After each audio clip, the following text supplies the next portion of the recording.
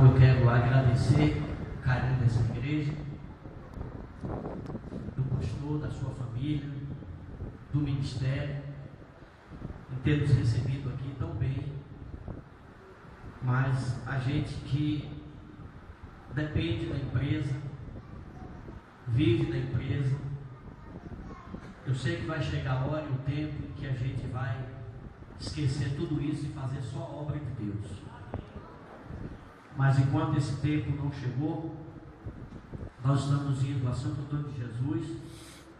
A empresa ganhou o contrato também lá na cidade, e foi as duas empresas que se tornam uma só, tanto a Engepran como a construtora Vieira é uma empresa só, e todas as duas ganhou o contrato dentro de Santo Antônio de Jesus. E o sócio dono, nosso querido chefe Renildo, ele pediu que a gente fosse para Santo Antônio. Precisava da minha pessoa lá, pois lá tem uma equipe muito grande, precisando de alguém que coordene aquela equipe. E para mim foi uma tristeza muito grande. Minha esposa de manhã já estava no banho para vir para a escola bíblica, quando fui convidado a ir a um determinado lugar. Mas aqui à noite eu estou agradecendo aos meninos da banda, o carinho, o afeto, cuidado pelo meu filho, que faz 18 anos agora, terça-feira. É isso, ganhou o violão dele. Quero agradecer de coração a igreja. Vou me manter curto nesse agradecimento, para que a emoção não venha tomar conta de mim logo agora, que eu tenho uma mensagem a entregar a esta igreja. Mas já chorei aqui no público, já recebi o abraço do pastor, esse homem que aparenta ser tão forte, tão grande, mas que também se desmancha em lágrimas, pôs a mão sobre as minhas costas e eu senti a bênção de Deus sobre a minha vida. E não é tão longe, irmãos. Quando Deus permitiu, vou vir aqui visitar, o pastor também vai sempre estar lá com a gente. E de uma coisa eu estou certo: Deus tem uma bênção para nós nesta noite. Quem crê nisso, diga amém. Eu sei que é domingo, eu sei que é um culto evangelístico, com a participação das senhoras, onde a gente já sentiu e estamos sentindo a presença de Deus. Quem está sentindo a presença de Deus? Quem quer continuar sentindo? Quem quer chegar em casa sentindo a presença de Deus? Você vai contagiar alguém na sua casa, você vai contagiar alguém até amanhã, quando chegar do seu trabalho, na escola, onde quer que esteja. A presença de Deus nos fará descansar. Disse Deus a Moisés: Moisés, irá a minha presença contigo e eu te darei descanso. Meus irmãos, eu quero convidar a igreja, por favor, de pé, só para a gente recitar aqui alguns versículos. Amém? Eu sei que esta noite é uma noite de bênção, onde Deus vai estar derramando da sua graça, do seu Espírito. E eu sei que coisas maiores haverão de acontecer aqui nesta noite. Amém? Porque é desse jeito, irmãos. A igreja aqui na terra, ela está passando um período de tempo, e nesse período a igreja, ela tem que desenvolver, ela tem que crescer, ministerialmente ela tem que avançar. Muitos às vezes não entendem este lado, mas quanto mais a igreja está na guerra, ela tem que fazer o que? Recrutar soldados, recrutar homens para a sua obra, homens confiáveis. Amém? Então vamos lá, Atos capítulo 6, versículo 1. Quem achou, diga amém. Calma. Atos capítulo 6, versículo 1.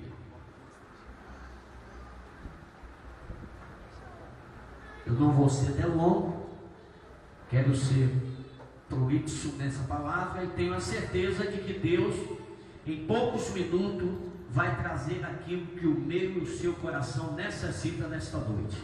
Amém? Vamos lá. Naqueles dias, crescendo o número dos discípulos, houve murmuração dos gregos contra os hebreus, porque as suas viúvas eram desprezadas na distribuição diária de alimento. Então os 12, convocando os discípulos, disseram: não é razoável que nós deixemos a palavra de Deus e sirvamos as mesas.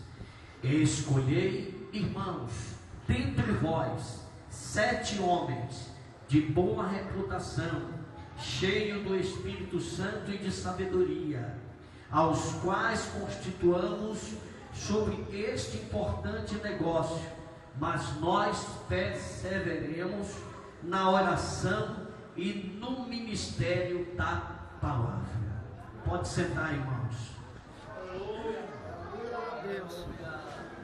Amém? Não sei se os meninos vão conseguir me ajudar aí rapidinho. Não é o último corinho que eu vou cantar aqui. É isso? Mas vamos ver se a gente canta aqui. Quem está triste, diga amém. Quem está alegre, levante a mão e dê glória a Deus. Cante. Glória a Deus. Se você chegou aqui tão triste, angustiado de tanto sofrer, na presença de Cristo até a tristeza, saudade pra ser. Clame a Ele bem alto agora, vem saciar a minha alma sedenta. Tenho sede de Ti, não me deixe sair sem levar minha bênção. Tenho sede de Ti, não me deixe sair sem levar minha bênção. Cante comigo.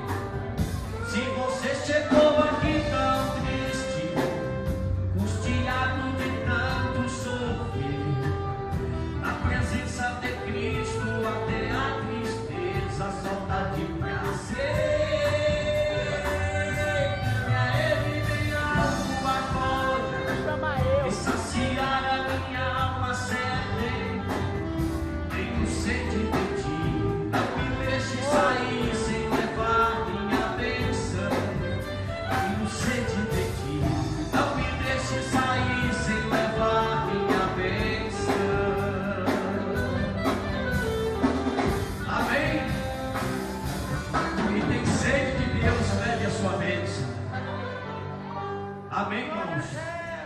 Aqui está, irmãos, Atos dos Apóstolos. Acredito que já falei isso aqui. O livro que escreveu o Dr. Lucas, segundo a teologia bíblica,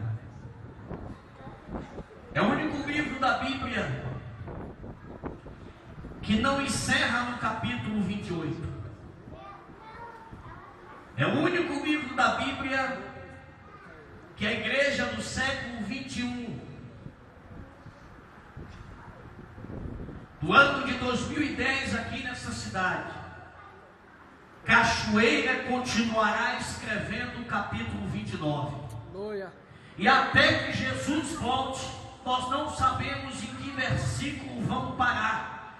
Sabemos de uma coisa, que até Jesus voltar, esta igreja, com a marca da igreja primitiva, a igreja que começou com os apóstolos, é esta igreja que Jesus vem buscar, escrevendo o capítulo 29 de Atos dos Apóstolos, chamando obreiros, mulheres que têm chamada para a sua obra, reconhecida no ministério de Deus e do Senhor Jesus Cristo, como Ele próprio disse, escrevendo o apóstolo Paulo e dizendo: desejai, eu peço que ninguém me incomode, porque trago em mim as marcas de Cristo. E depois Paulo, no encerramento do seu ministério, ele disse: combati o bom combate, acabei a carreira e guardei a fé. Ainda que alguém neste combate nos vira, nos machuque, nos jogue no chão, mas a nossa fé está guardada em Cristo. Quem tem fé nesta noite, guarde ela, porque a sua fé vai abrir porta onde não tem, vai fechar sepultura, vai levantar paralítico, vai fazer surdo ouvir, vai fazer paralítico morrer, vai fazer pessoas endemoniadas ser libertas. A sua sua fé vai fazer milagre nesses dias aqui nesta cidade. Nós sabemos, meus irmãos, que nos meios dos anos e desses dias que estamos vivendo, sabemos, quando eu falo da igreja, eu não falo só a igreja de Cachoeira, eu falo a igreja de Jesus na terra. Ela está passando por uma dificuldade muito grande espiritual, mas nós conseguimos contemplar com os nossos olhos da fé. Ainda existe pessoas sobre esta igreja de Cristo, sendo Ele o cabeça dela, porque a igreja que não tem Cristo como cabeça é um corpo morto, que não se move. Alguém até costuma pregar, dizer que existe mula sem cabeça, que existe saci pererê sem perna. Aqui é diferente, aqui mula tem cabeça e saci pererê tem perna. Ele não existe, é uma lenda do nosso querido amigo Monteiro Lobato. Eu quero te dizer que a Cuca e tantos outros demônios que escreveram e inventaram sobre a televisão, a igreja na sua oração jogou por terra, invadiu a zona rural, abriu igrejas, abriu congregação. Hoje tem presbítero, tem diácono, tem evangelista, tem irmãos discípulos de oração. Todas as assombrações fugiram das roças. Glória! Eu tinha 15 anos de idade quando gostei de uma moça e fui namorar logo embaixo de um pé de jaca assombrado. E quando eu vi cair areia sobre mim, eu me arrepiei e saí correndo e nunca mais pisei o pé lá. Hoje, em São Doutor de Jesus, no Parque do Derba, que hoje é o colégio modelo de São Doutor de Jesus, se existisse assombração ali, o pé de jaqueira não era derrubado e o colégio não seria construído. Hoje eu quero dizer para os irmãos, se tem alguém fazendo assombração a você, faça uma careta para ele, dando glória a Jesus, e aleluia, que todos os demônios vão cair por terra. Eu vejo, meus irmãos, nessa história, eu vejo nesta chamada, quando o próprio Jesus chamou os 70 discípulos, e dentre esses 70 discípulos, o Senhor Jesus disse assim: eu vos dou poder para pisar serpentes e escorpiões. E eles saíram fazendo a obra de Deus. E quando eles fizeram a obra de Deus, os milagres o acompanharam, aconteceram os milagres. E diz a Bíblia que eles voltaram alegres, satisfeitos, e disseram: Senhor, até os demônios se sujeitam, até os demônios caem sobre nós. E o Senhor disse: não precisa ficar tão alegre só por causa disso, mas alegrai-vos, porque o vosso nome está escrito no livro da vida.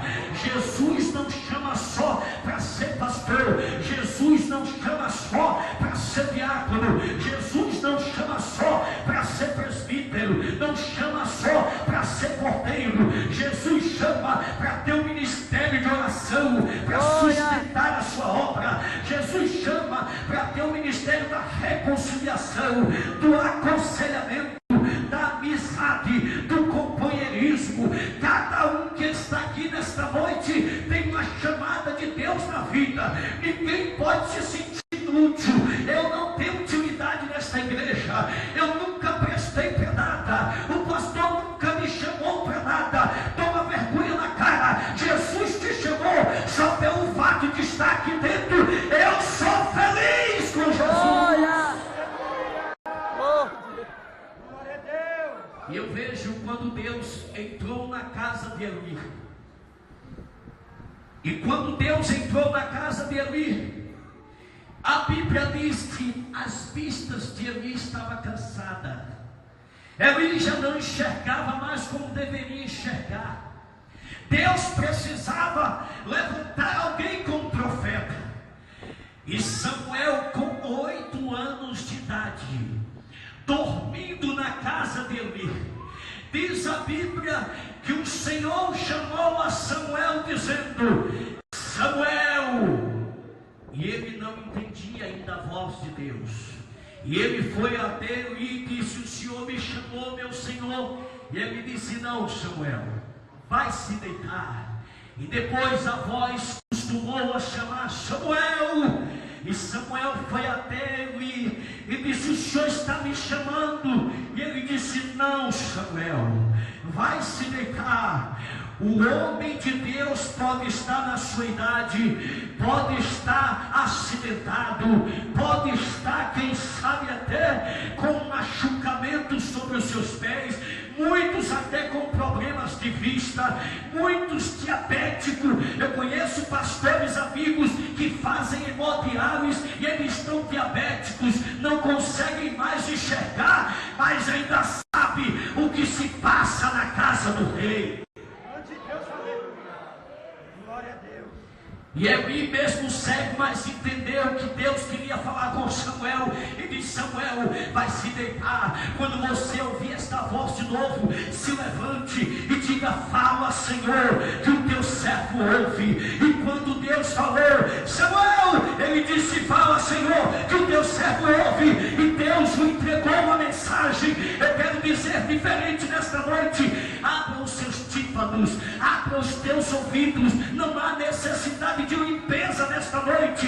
O Espírito de Deus quer falar com você nesta noite, quer falar com a sua família, quer falar com o teu filho, quer falar com o teu esposo. Abra o teu ouvido, abra o teu coração. Jesus tem uma palavra para você nesta noite.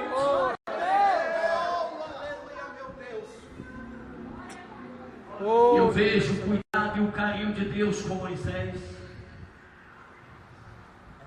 sendo criado no palácio de Faraó, um dos maiores matemáticos da época do Egito, um dos maiores arquitetos do Egito, conseguiu esculpir um faraó de pedra, se envolvendo em uma briga, matando o egípcio, foge para o deserto. E lá consegue ir até a casa do seu sogro Jetro. E lá no campo, apacentando ovelha, distante da sua morada, Deus se revela a ele no meio de uma sarça verde, fogo, para pegar em uma árvore verde dá trabalho, mas pelo menos seus galhos e as suas folhas se murcham, porque não resiste à temperatura do fogo. Mas essa sarça, quanto mais o fogo queimava, ela não se consumia, porque é um fogo diferente. É este fogo que está aqui nesta noite. É este fogo que não precisa de corpo de bombeiro, como aconteceu em uma das congregações em Salvador, quando o fogo caiu dentro de uma casinha pequena e que começaram a gritar: manda fogo, Jesus, manda fogo. Gritaram para o corpo de bombeiro, e quando o corpo de bombeiro chegou, que empurrou a porta, estavam os irmãos dizendo: manda fogo, Jesus. Um dos soldados do corpo de bombeiro era crente e disse: eu também quero fogo, Jesus. Se você também quer fogo, levante a mão e receba fogo. Saia daqui cheio de fogo. Sinta o fogo de Deus. Ele não prejudica as nossas vidas.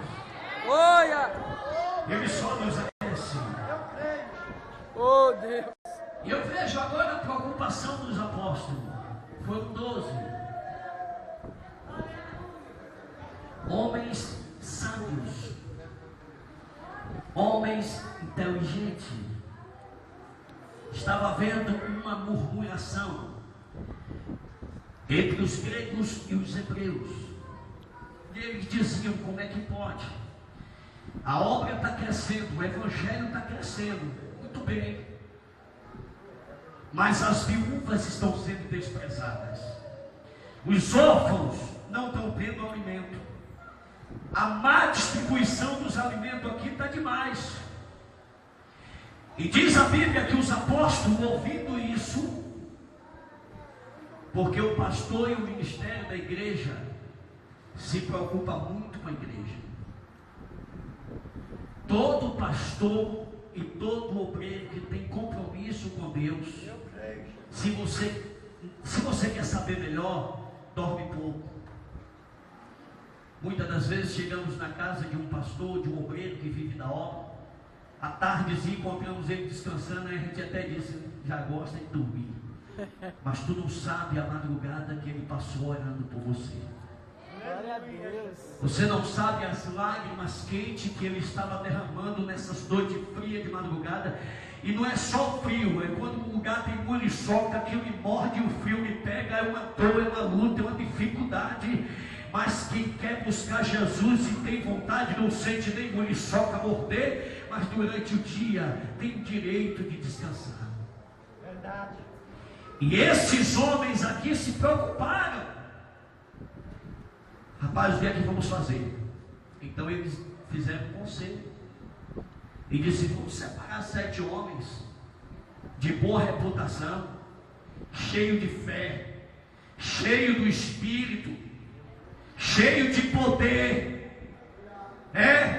Porque nós não vamos poder deixar a palavra para servir mesa. Ninguém pensa, irmãos, que para ser diácono tem que ficar igual cheirosinho, gostosinho, esperando ser chamado de ser diácono, não. Para ser diácono, você já tem que servir como membro. Depois que alguém chega diácono, também não pode ficar bonitinho, cheirosinho, esperando ser presbítero, não. Você tem que servir como presbítero para ser reconhecido. Também depois de chegar presbítero, não diga que tá bom, vou me aposentar aqui, é só isso aqui que eu quero. E muitas das vezes não é o que você quer, é o que Deus quer. Comece a fazer o trabalho de um evangelista, de um pastor. Isso eles se preocuparam com o avanço da igreja. Glória a Deus. Quando o G12 começou a se manifestar aqui no Brasil, e que começou essa epidemia de G12 na Bahia, e quando César Castellano pegou René Terra Nova, que tem uma igreja de 40 mil membros na Amazônia, queria mandar ele para ele ficar pastoreando em Jerusalém, abrindo igreja por lá, porque César Castellano tinha uma missão de tomar todo o G12 para ele aqui no Brasil. E lendo a história e lendo os arquivos deles, eu pude perceber que eles são mentirosos, porque eles disseram que G12 não se divide, e César Castellano se dividiu de René Terra Nova. Eu tenho um cunhado que levou 13 anos com a Igreja Batista, com 120 membros, em 3 anos com